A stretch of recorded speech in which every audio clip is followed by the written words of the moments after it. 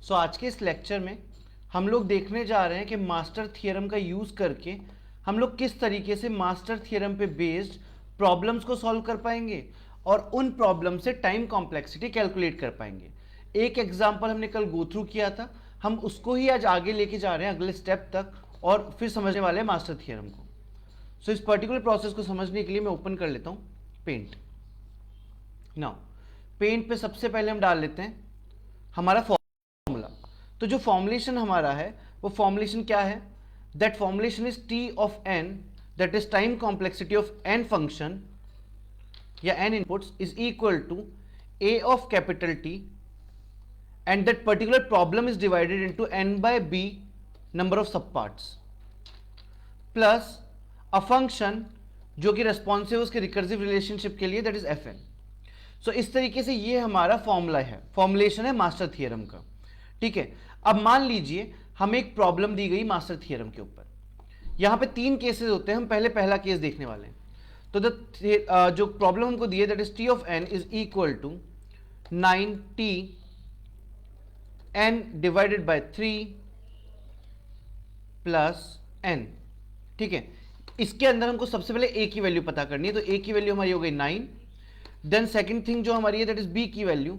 b की value हमारी हो गई 3 बिकॉज n डिवाइड बाय 3 है। और यहां पे fn की जो वैल्यू है, सॉरी हमारी fn जो है it's called t of N fn। fn की वैल्यू जो हमारी है वो हमारी आ रही है n। हमें सारी वैल्यूज मिल गई है। अब सारी वैल्यूज मिलने के बाद हमारे पास एक फॉर्मुलेशन है।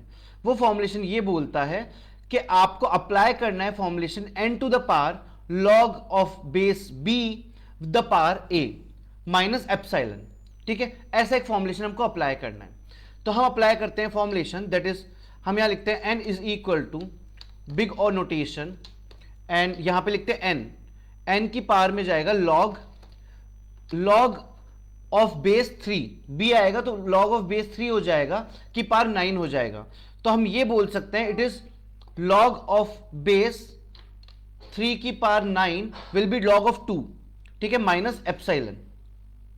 एप्सिलॉन की वैल्यू हम लोग अज्यूम करके चल रहे हैं दैट इज 0.1।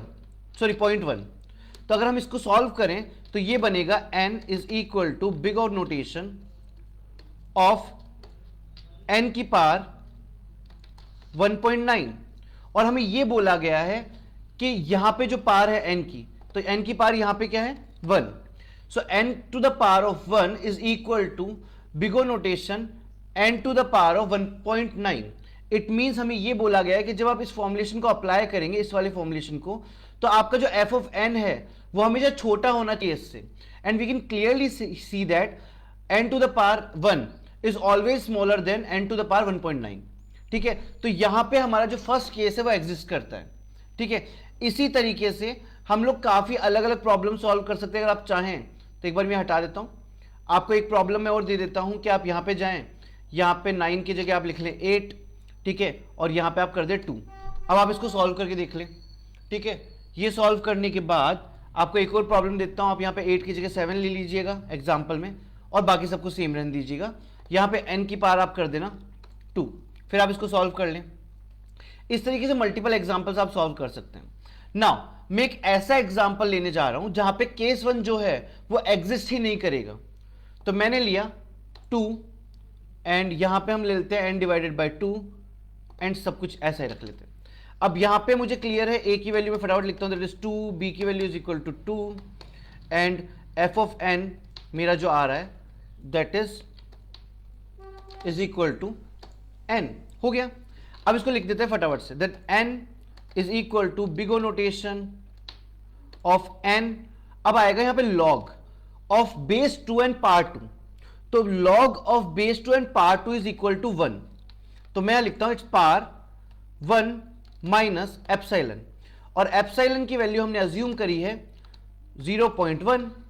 तो अगर मैं यहां पे जाके इसको रीराइट करूं that is 1 n to the power of 1 is equal to big O notation of n to the power, यह आएगा 0.9।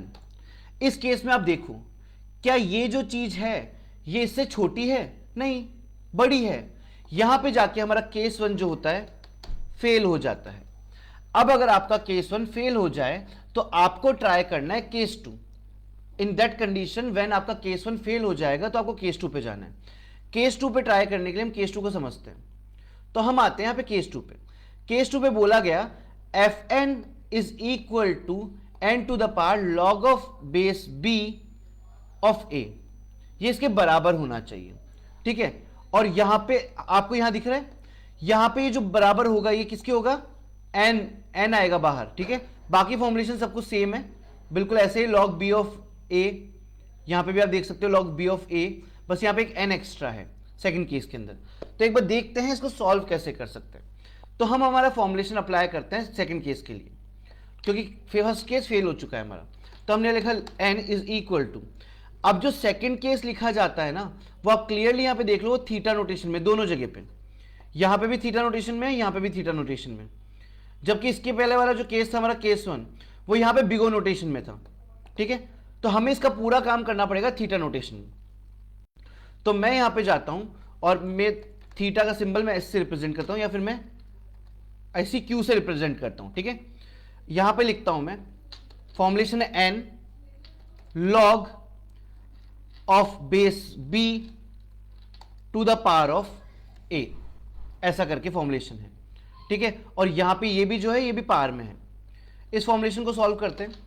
N is equal to theta notation bracket n of power log of base, अब देखते हैं B की value क्या है, 2 है, perfect, of power 2। तो लॉग का base 2 to the power 2 its 1, तो हम इसको यहां से हटा देते हैं और हम इसको यहां पे लिख देते हैं 1 आएगा इसका सॉल्यूशन। तो ये रह जाएगा थीटा नोटेशन n।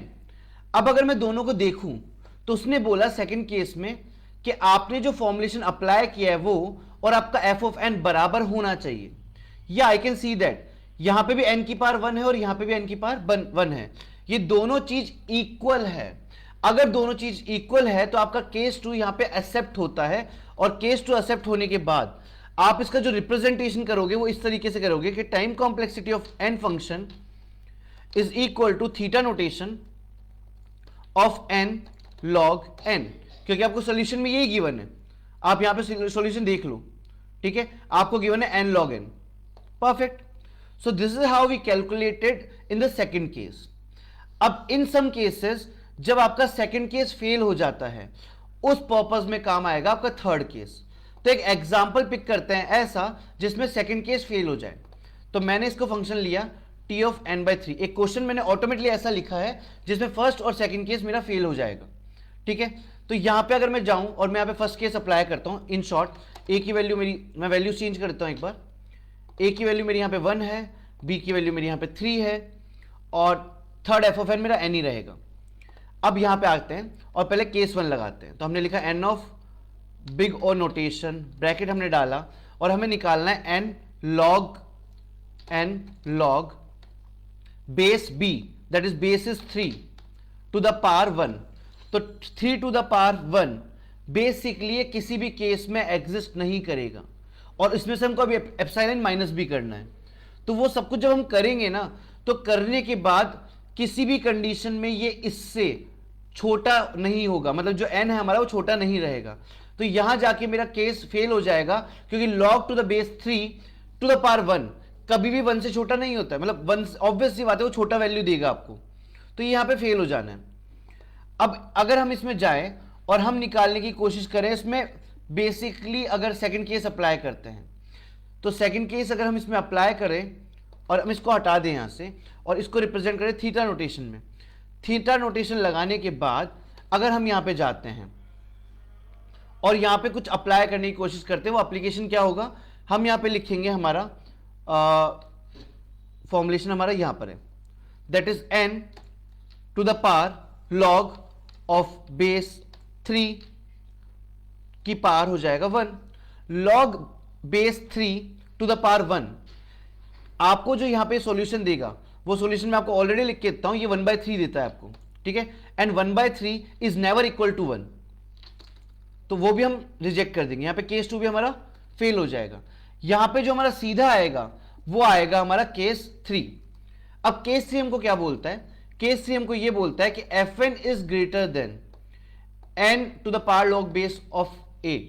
ऑब्वियस सी बात है, हमने 3 केस ट्राई किए, हमें सीधा सीधा पता चल रहा है कि जो हमारा यहां पे n की वैल्यू आ रही है, the first value n to the power 1, वो ऑब्वियस सी बात है आप यहां पे इस साइड में कुछ भी लिखने वाले हो उससे बड़ा ही आ रहा है हर केस में। तो सीधा सीधा आपको सॉल्यूशन मिलेगा थर्ड केस से, और थर्ड केस आपको जो सॉल्यूशन देगा वो देगा थीटा ऑफ Fn, सीधा सॉल्यूशन बनता है उसका। तो आप बोल सकते हो ऐसी प्रॉब्लम जो फर्स्ट केस और सेकंड केस फेल कर देती है उसका सीधा सॉल्यूशन बनेगा time complexity is calculated for n is equal to theta notation of n। तो 3 केस आपके बने, मैं तीनों केस आपको समझा देता हूं एक बार। इस साइड में आपका Fn रहता है, ये मान लो आपका n रहता है। अगर आपका n छोटा है वॉट एवर हियर, तो केस 1 एग्जिस्ट करेगा। अगर आपका बराबर है इस साइड में जो भी कैलकुलेशन उससे, तो केस 2 एग्जिस्ट करेगा, और दोनों केस फेल हो जाएंगे, मतलब आपका ये हर केस में बड़ा है, तो आपका केस 3 एग्जिस्ट करेगा। ठीक है, अगर आपका केस 1 एग्जिस्ट करता है तो जो भी आपका सॉल्यूशन आएगा that solution will be return in n log n।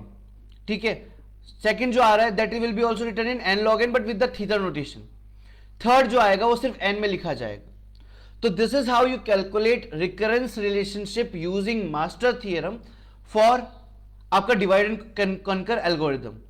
मैंने यहां पे आपको ऑलमोस्ट नोट्स में हर एक एल्गोरिथम के डायरेक्ट रिकरेंस रिलेशनशिप और उनकी टाइम कॉम्प्लेक्सिटी लिख के दे दी है, जो कि आप बाय हार्ट कर सकते हैं, या फिर आपके पास यहां पे एक फॉर्मुलेशन है जिससे आप कैलकुलेट कर सकते हैं। ठीक है, आई होप आपको समझ में आया होगा ये lecture. Thank you so much.